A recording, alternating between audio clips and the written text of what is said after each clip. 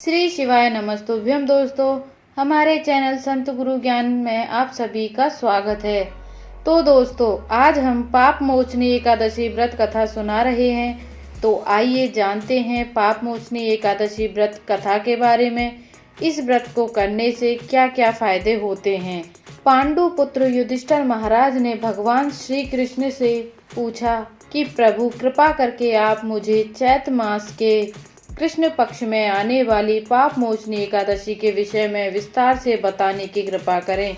यह सुनकर भगवान श्री कृष्ण मुस्कुराए और बोले कि हे राजन, पाप मोचनी एकादशी के व्रत को सभी लोगों को करना चाहिए, क्योंकि पाप मोचनी एकादशी के इस व्रत को करने से मनुष्य के सभी कष्टों व पापों का नाश हो जाता है और इस व्रत को करने से व्यक्ति अष्ट सिद्धियों को प्राप्त करता है। पाप मोचनी एकादशी की व्रत कथा के अनुसार अनेक वर्षों पूर्व देवताओं के कोषाध्यक्ष भगवान कुबेर के पास चैत्र वन नाम का अत्यंत सुंदर उपवन था, जिस उपवन में भगवान भोलेनाथ के परम भक्त मेधावी ऋषि तपस्या कर रहे थे। इनकी तपस्या को भंग करने के लिए अनेक अप्सराओं ने अथाह प्रयास किया, परंतु वे निष्फल रहीं। कहने का मतलब यह है कि वह उनकी तपस्या को भंग करने में असफल रहीं। इसीलिए मंजूषा नामक की एक अप्सरा ने मेधावी ऋषि की तपस्या को भंग करने का निश्चय किया। मेधावी ऋषि के आश्रम से कुछ दूरी पर वह मधुर वीणा बजाने लगी और गाना गाने लगी। उसके मधुर गायन को सुनकर मेधावी ऋषि उसकी ओर गए और उस अप्सरा को इस प्रकार गायन करते देखकर वह मोह के वशीभूत हो गए और उसके साथ वह गायन करने लगे।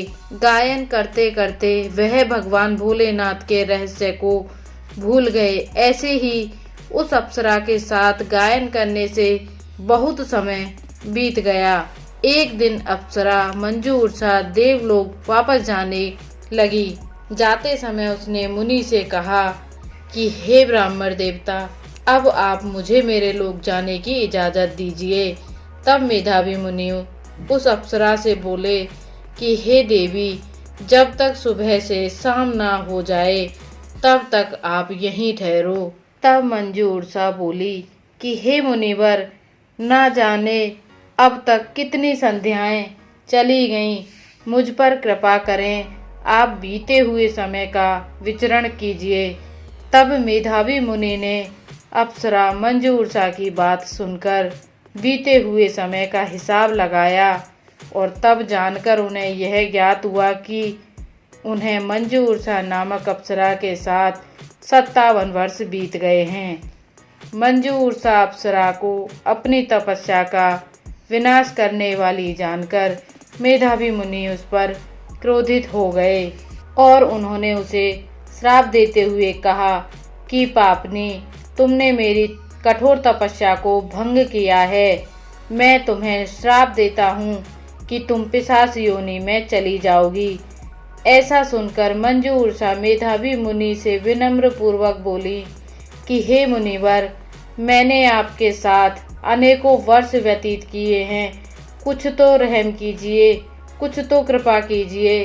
तब मेधावी मुनि बोले, क्या करूं, तुमने मेरी बहुत बड़ी तपस्या भंग की है।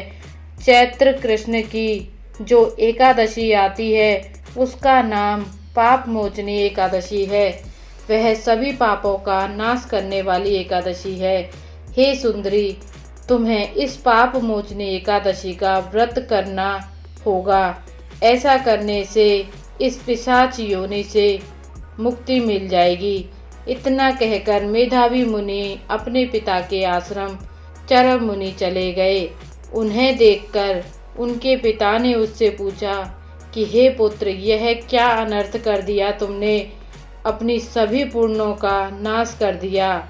मेधावी मुनि बोले, हे पिताजी, मैंने पाप किया है, कृपा कर मुझे कोई ऐसा प्रायश्चित बताएं जिससे मेरे पापों का नाश हो जाए।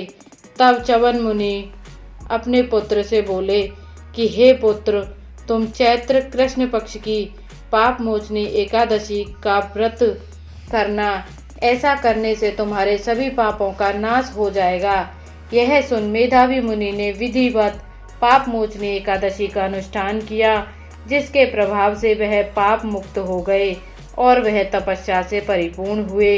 इसी प्रकार मंजू उषा अप्सरा ने भी पाप मोचनी एकादशी व्रत को परिपूर्ण किया, जिसके प्रभाव से वह पिशाच योनि से मुक्त हो गई और दिव्य रूप धारण कर वह देवलोक वापस चली गई।